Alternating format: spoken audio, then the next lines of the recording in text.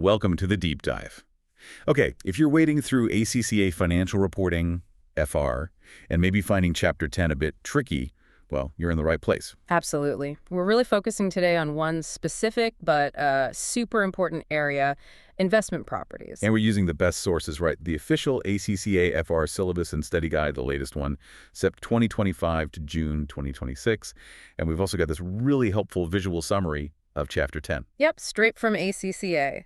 So our goal really is to pull out the absolute essentials you need to know about accounting for investment properties for that FR exam. Think of it as cutting through the detail to get to the core stuff. This is fundamental if you want to pass FR. Exactly, almost like a mini revision session just on IAS 40. Okay, let's jump in then.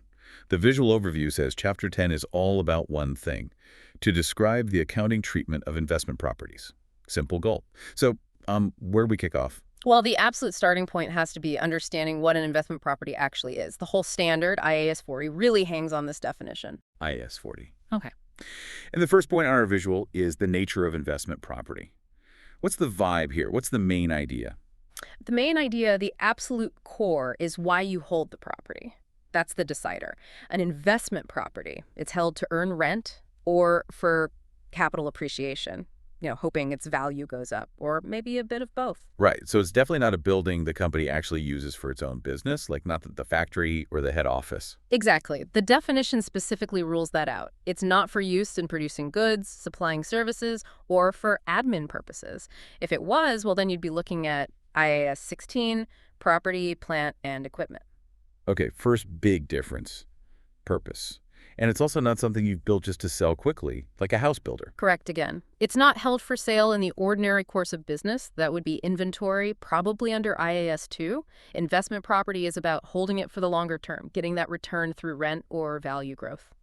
Okay, so it's all about how that property makes money for the company, rent checks coming in, or just the underlying value increasing over time. Yes, nail that distinction. And the accounting treatment we'll talk about later makes a lot more sense. And that brings us neatly to the official definition under IAS 40. Which is? It's pretty precise, as you'd expect. It's property held to earn rentals or for capital appreciation or both, rather than for use in the production or supply of goods services or for administrative purposes or sale in the ordinary course of business. You've got to be able to tick those boxes. Clear definition. Makes sense why it needs to be so specific. Yeah. And the visual overview also mentions this is seen as an investing activity. Why flag that? That's about where it fits in the bigger picture, like the cash flow statement. Holding these properties isn't part of the day-to-day running of the business that's operating. It's not about borrowing money that's financing. It's the company putting its capital to work in an asset, hoping for a return. Kind of like buying shares. It's an investment strategy. Right, so it's viewed more like part of the company's investment portfolio, not a tool it uses every day. Yeah. Okay, so we know what qualifies. How does it actually get into the accounts? That's recognition and measurement, yes. That's the next step. So when can you actually put it on the balance sheet?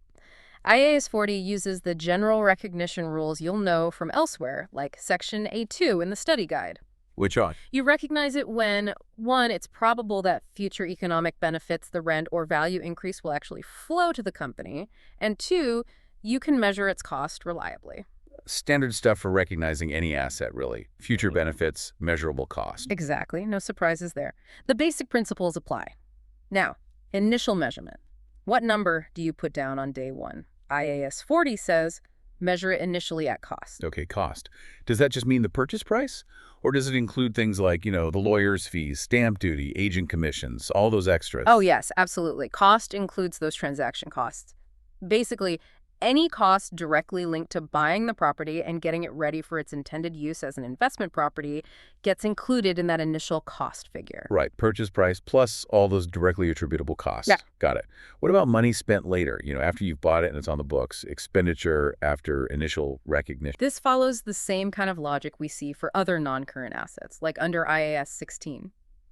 You only add later spending to the asset's carrying amount. You capitalize it if that spending is likely to bring in future economic benefits above what you originally expected. So like building an extension or a major refurbishment that makes it much more valuable or last longer? Precisely that. Something that genuinely enhances the asset or extends its life. If you're just, say, fixing a few broken windows, repainting the lobby, routine stuff to keep it in good working order. That's just an expense, right? Hits the profit and loss account straight away. Exactly. That's just repairs and maintenance and expense when it happens. Okay, so capitalize and appraise, expense the day-to-day upkeep. Yeah. Fairly logical. So initial recognition and measurement seem quite, well, standard. But now we get to the really interesting part, don't we?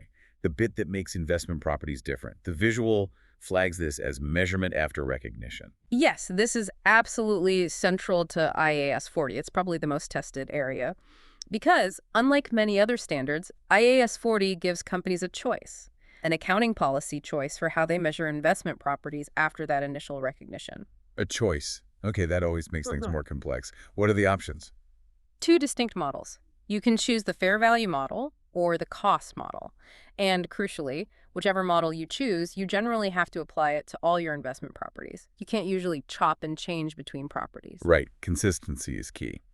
So let's break down the fair value model. What does that involve doing each year? Okay, fair value model.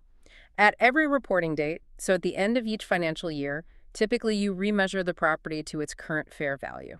Fair value meaning market value, what it's worth now. Essentially, yes. What you could realistically sell it for in a normal transaction between willing parties, you'd usually get a professional valuation. Okay, update the balance sheet value to market price. But what happens to the change if the value goes up or down? And this is the absolute key point. Under the fair value model, any gain or loss from that change in fair value goes directly to profit or loss for the period. Whoa, hang on. Directly to the P&L.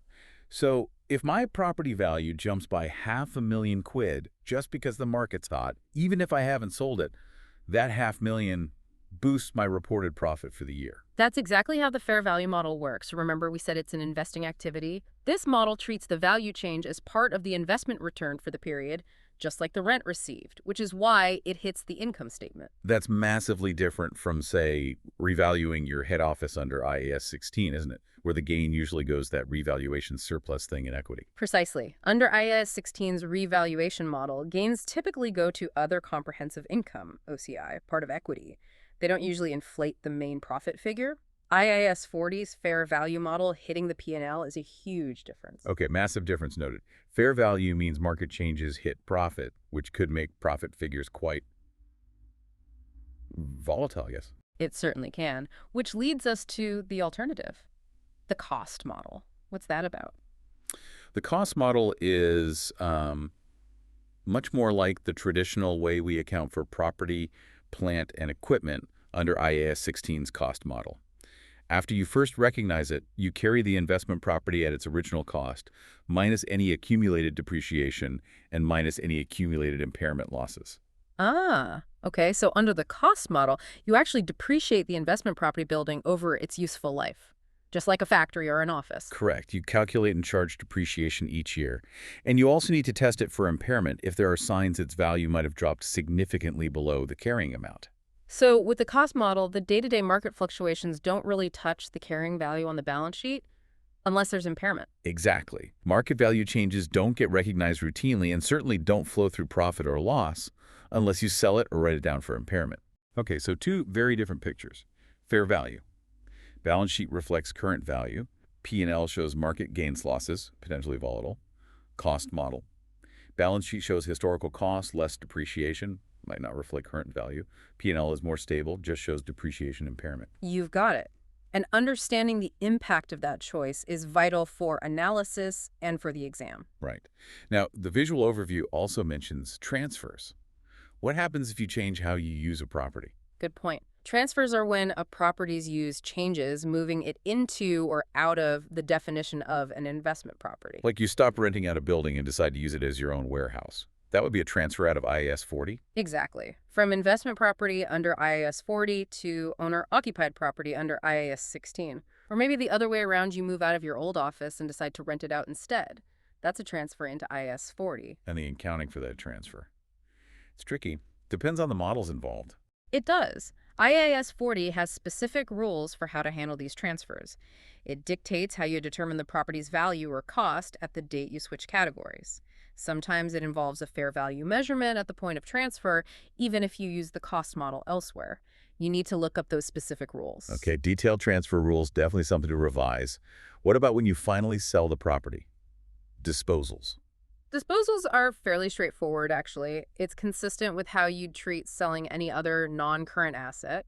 You calculate the gain or loss as the difference between what you get for it, the net disposal proceeds, and its carrying amount in the books at that time. And that gain or loss goes where? Straight to profit or loss in the period you sell it. Okay, so regardless of whether you use the fair value or cost model beforehand, the final profit or loss calculation, when you actually sell it, hits the P&L. Yes, that's right.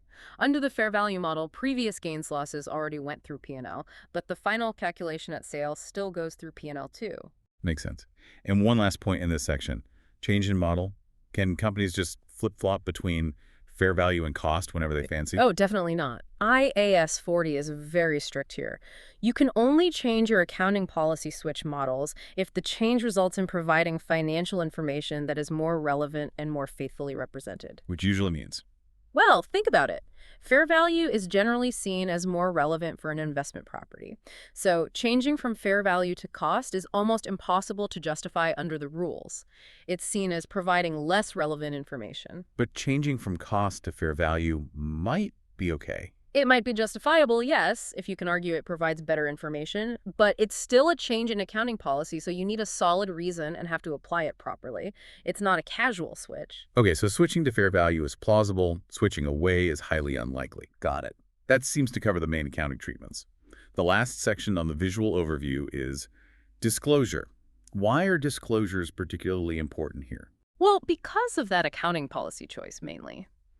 Users of the accounts, investors, banks, analysts, they need to understand which model the company is using, cost or fair value, because it has such a big impact on the numbers, particularly profit. Right, transparency is key. Yeah. So what needs to be disclosed? The overview mentions general disclosures and cost model specifics. Under general disclosures, you absolutely have to state which model you're using. And crucially, if you're using the fair value model, you need to explain how you arrived at that fair value. What methods did you use? What were the key assumptions? Because valuation involves judgment. Yeah, you need to know if that fair value figure is based on solid evidence or just, guesswork. Exactly. And then, if you've chosen the cost model, there are additional specific disclosures, very similar to what IAS 16 requires for PPE under the cost model. Such as? Things like the depreciation methods you're using, the estimated useful lives, or the depreciation rates, the gross cost, the accumulated depreciation, and any impairment losses both at the start and end of the year. And you need that reconciliation table too, don't you? Showing how the carrying amount changed from the beginning of the year to the end. Yes, exactly. That reconciliation shows all the movements, additions, disposals, depreciation charged, any impairment recognized. It gives a clear picture under the cost model. Okay, great. So that covers the nuts and bolts of IAS 40 based on our visual overview. Now let's zoom out slightly and connect this back to the whole FR exam using the main syllabus and study guide. How does this fit in?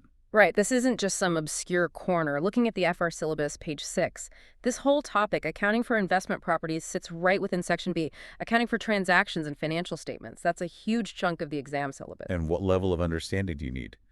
Just knowing the rules or applying them? Definitely applying them. The study guide on page 7 lists investment property B6G as level 2. Level 2 meaning application and analysis. Exactly. It's not enough to just define investment property. You need to take a scenario, maybe a mini case study in the exam, figure out if it's an investment property, decide the correct accounting based on the policy chosen, and then actually calculate the numbers.